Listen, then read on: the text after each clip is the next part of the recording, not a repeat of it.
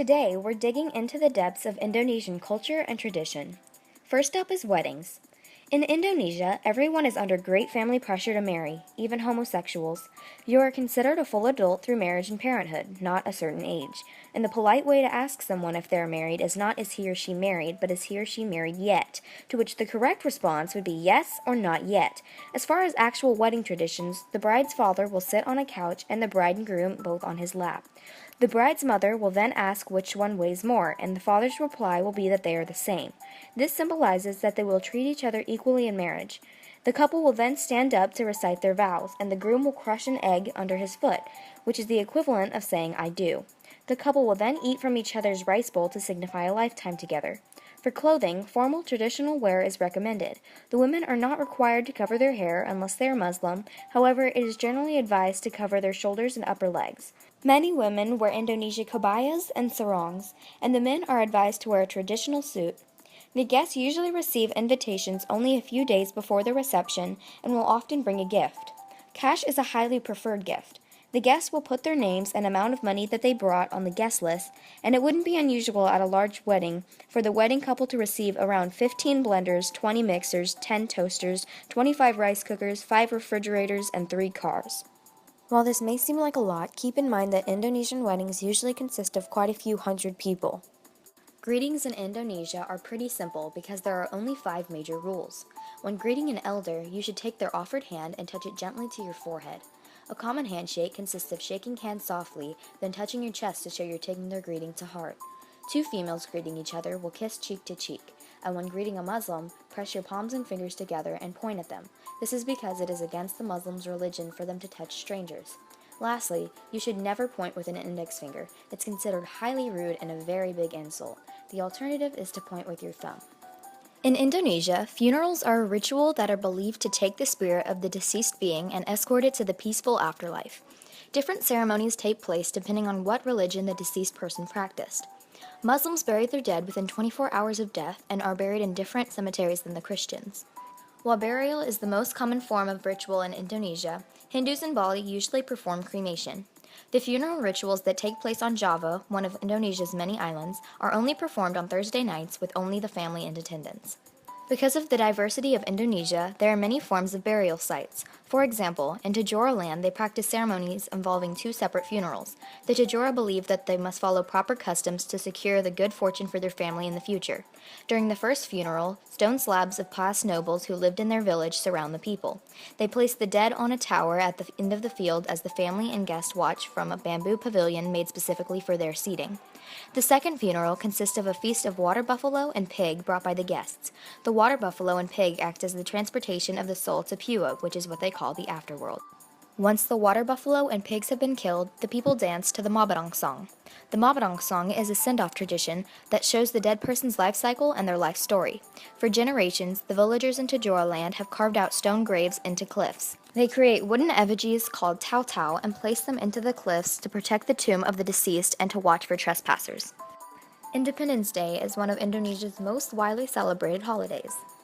Indonesia won its independence from Dutch colonialism on August 17, 1945, which naturally became the country's Independence Day. Independence Day, locally known as Hari Merdeka, is the largest national festival in Indonesia. It takes place on August 17th every year, where a parade is put together for the current president.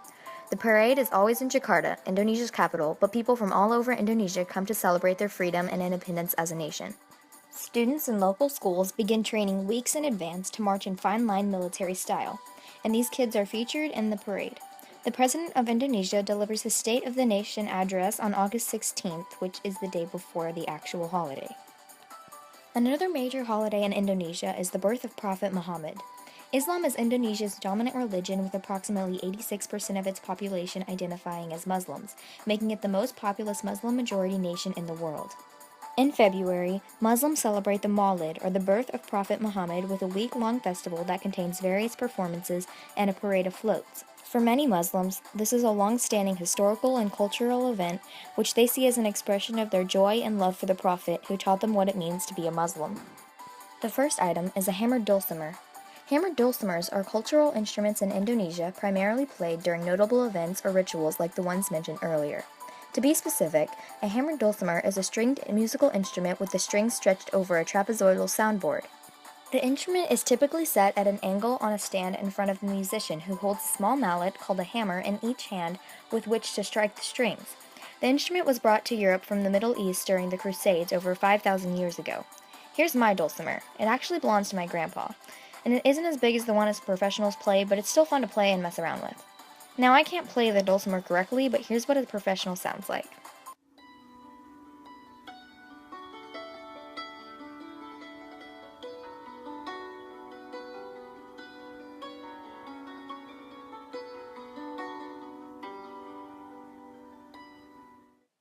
Another instrument embedded into Indonesian culture is the wooden flute. Similar to the American recorder, the wooden flute is in no way related to the common band instrument in America. It's common that the flute will have carved images of religious beliefs or various symbols, such as the ones you can see on mine. Wooden flutes are often given as gifts where the symbols are able to convey a message to the receiver. Here's a quick sample of what they sound like.